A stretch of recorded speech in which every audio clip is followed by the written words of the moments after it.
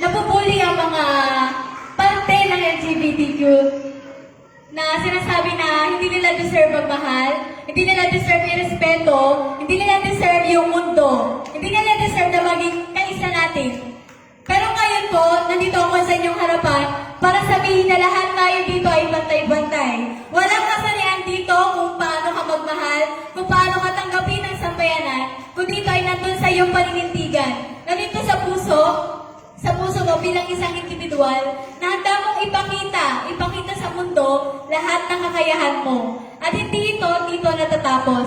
Dahil naniniwala po ako na ang mga parte po ng LGBTQ ay hindi lang po sila basta-basta. Sila rin po ay may pangarap. Sila rin po ay may vision po na maging matagumpay balang araw. At tayo po bilang isa sa parte na mundo na nilikha lang tayo ng Diyos sa pantay-pantay at ni sino man sa atin ay walang karapatang mahusga. Lahat tayo ay deserve magmahal, lahat tayo ay deserve na respeto. Marami pong salamat.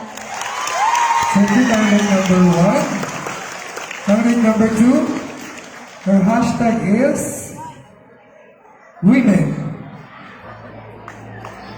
Women.